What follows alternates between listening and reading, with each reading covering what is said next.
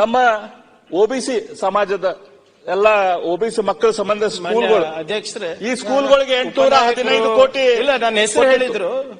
ಯಾಕಂದ್ರೆ ಗಂಗಾ ಕಲ್ಯಾಣ ಬಗ್ಗೆ ಚರ್ಚೆ ಆಗ್ತಾ ಇದೆ. ಅಮೌಂಟ್ ಬಗ್ಗೆ ಅವ್ರೇನಾದ್ರೂ ಹೇಳಿ ತೊಂದರೆ ಇಲ್ಲ. ಸ್ವಲ್ಪ ಹೆಚ್ಚು ಬೆಳಕು ಅವ್ರು ಚೆಲ್ಲಬೇಕಾಗ್ತದೆ. ಅವರ ಅವಧಿನಲ್ಲಿ ಎಷ್ಟು ಗಂಗಾ ಕಲ್ಯಾಣ ಕೊಟ್ಟಿದ್ದಾರೆ ಅದು ಸ್ವಲ್ಪ ಹೇಳ್ಬಿಡ್ಲಿ. ಓಕೆ, ನಾ ಹೇಳ್ತೇನೆ. ಇಲ್ಲ, ಹೇಳಿ, ಅದನ್ನ ಹೇಳ್ತೇನೆ.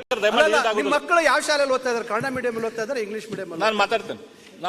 ಸ್ವಲ್ಪ ಹೇಳಿ. ಅಲ್ಲ, ವಿಷಯಾಂತರ ಮಾಡೋದು ಬೇಡ. ಅದನ್ನ ಹೇಳ್ಬಿಟ್ಟು ನಾನು ಹೇಳ್ತಾ ಇಲ್ವಲ್ಲ. ನಾನು ಅಲ್ಲಪ್ಪ, ನಾನು ಪೂರ್ತಿ ಮಾಡೋದು ಕೇಳಿ ಸುಧಾಕರ್. ನಾನು ರಾಜಕೀಯ ಮಾತಾಡತ್ತೆ. ನಾನು ಹೇಳಿದ್ದೆ, ನಾನು ರಾಜಕೀಯ ಭಾಷಣ ಮುಗಿಸಿದ್ದೇನೆ. ರಾಜ್ಯ ಸಂಬಂಧ ಮಾತಾಡ್ತೀನಿ. ಪ್ರಾಕ್ಟಿಕಲ್ ವಾಸ್ತವಾಂಶ. Let's be practical. ಇವು ಪೂರ್ತಿ ನಾನು ಕೇಳ್ರಿ, ಆಮೇಲೆ ಪ್ರಾಕ್ಟಿಕಲ್ ಹೌದು ಅಲ್ಲ ವಿಚಾರ ಮಾಡಿ. ಇವತ್ತು ಕೇಂದ್ರದ ಸೆಂಟ್ರಲ್ ಸ್ಕೂಲ್ ಅದಾವ. ನಮ್ಮ ಸರ್ಕಾರಿ ಶಾಲೆಗೆ ವಿದ್ಯಾರ್ಥಿಗಳಿಲ್ಲ. ಕೇಂದ್ರದ ಶಾಲೆಗಳಿಗೆ, ಸೆಂಟ್ರಲ್ ಸ್ಕೂಲಿಗೆ ದೊಡ್ಡ ಪ್ರಮಾಣದ ಪ್ರೆಷರ್ ಐತಿ. ಅಲ್ಲೇನೈತಿ ಕೇಂದ್ರದ ಸೆಂಟ್ರಲ್ ಸ್ಕೂಲ್ದಲ್ಲಿ ವಿಜ್ಞಾನ ಮತ್ತು ಗಣಿತ ಇವೆರಡು ಸಬ್ಜೆಕ್ಟ್ಗಳನ್ನು ಇಂಗ್ಲಿಷ್ನಲ್ಲಿ ಕಲಿಸ್ತಾರೆ. ಉಳಿದ ಸಬ್ಜೆಕ್ಟ್ಗಳು ಹಿಂದಿಯಲ್ಲಿ ಇರ್ತೈತಿ ಅಥವಾ ಬೇರೆ ಭಾಷೆದಲ್ಲಿ ಇರ್ತೈತಿ. ನಮ್ಮ ರಾಜ್ಯದಲ್ಲಿ ಕೂಡ ನಾವು ವಿಜ್ಞಾನ ಮತ್ತು ಗಣಿತವನ್ನು ಇಂಗ್ಲಿಷ್ನಲ್ಲಿ ಕಲಿಸಿದ್ರೆ ಮಕ್ಕಳಿಗೆ ಅವ್ರಿಗೆ ಇಂಗ್ಲಿಷ್ ಕಲಿಸ್ದಂಗೆ ಆಗ್ತೈತಿ. ಅದ್ರ ಜೊತೆ ಉಳಿದ ಭಾಷೆಗಳನ್ನೇನಿರ್ತೈತಿ, ಭಾಷಾನೂ ಇರ್ತೈತಿ. ಸಮಾಜ ವಿಜ್ಞಾನ ನಮ್ಮ ಕನ್ನಡದಲ್ಲಿ ಅಥವಾ ಉರ್ದುದಲ್ಲಿ ಯಾವ ಭಾಷೆಯಲ್ಲಿ ಇರ್ತೈತಿ ಆ ಭಾಷೆದಲ್ಲಿ ಇರ್ಬೋದು. ಈ ರೀತಿ ಕಾಂಬಿನೇಷನ್ ಮಾಡಿದಾಗ ನಮ್ಮಲ್ಲಿ ಇಂಗ್ಲಿಷ್ ಶಾಲೆಗಳನ್ನು ಶುರು ಮಾಡುವಂತ ಅವಶ್ಯಕತೆ ಬರುವುದಿಲ್ಲ. ಸೆಂಟ್ರಲ್ ಎಕ್ಸಾಂಪಲ್ ಐತಿ. ಸೆಂಟ್ರಲ್ ಸ್ಕೂಲಿಗೆ ಇವತ್ತು ದೊಡ್ಡ ಪ್ರಮಾಣದ 100 ಸೀಟ್ ಇದ್ರೆ ಅಲ್ಲಿ 1000 ಅಪ್ಲಿಕೇಶನ್ ಬರ್ತಾವ. ಇದನ್ನ ನಾವು ಮಾಡುವಂತದ್ದು ಅವಶ್ಯಕತೆ ಐತಿ. ಅದೇ ರೀತಿ ನಮ್ಮ DDPIಗಳು BEOಗಳು ಇದಾರೆ.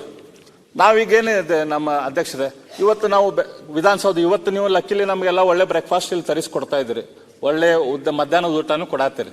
ಇಲ್ಲಿಕ್ರೆ ನಾವೇನ್ ಮಾಡ್ತೀವಿ, ಹೊರಗೆ ಹೋಗ್ತೀವಿ, ಯಾವ ಚಲೋ ರೆಸ್ಟೋರೆಂಟ್ ಐತಿ ಅಲ್ಲಿ ರೆಸ್ಟೋರೆಂಟ್ದಲ್ಲಿ ತಿಂಡಿ ತಿಂತೇವೆ. ಆ ರೆಸ್ಟೋರೆಂಟ್ ಸರಿ ಇಲ್ಲ ಅಂತಂದ್ರೆ ಅದನ್ನ ಬಿಡ್ತೇವೆ, ಬೇರೆ ರೆಸ್ಟೋರೆಂಟಿಗೆ ಹೋಗ್ತೇವೆ.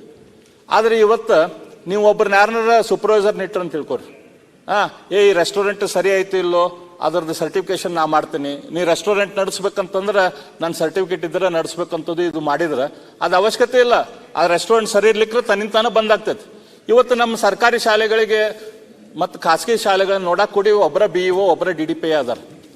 ಈ BEOಗಳು ಸರ್ಕಾರಿ ಶಾಲೆ ನೋಡುದಿಲ್ಲ. ಅವ್ರು ಕೇವಲ ಖಾಸಗಿ ಶಾಲೆಗಳ ಇನ್ಸ್ಪೆಕ್ಷನ್ಗೆ ಮಾತ್ರ ಹೋಗ್ತಾರೆ.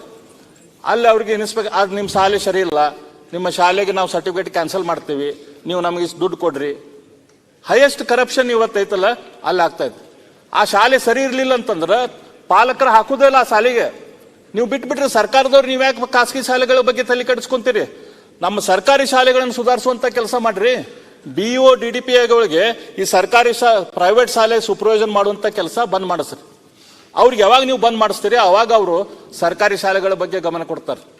ಸರ್ಕಾರಿ ಶಾಲೆಯಲ್ಲಿ ಲೋವರ್ KG ಅಪ್ಪರ್ KG ಶುರು ಮಾಡ್ರಿ. ಸರ್ಕಾರಿ ಶಾಲೆಯಲ್ಲಿ ಇಂಗ್ಲಿಷು ಮತ್ತು ಮ್ಯಾಥಮೆಟಿಕ್ಸು ಗಣಿತ ಇಂಗ್ಲಿಷ್ದಲ್ಲಿ ಹೇಳ್ರಿ.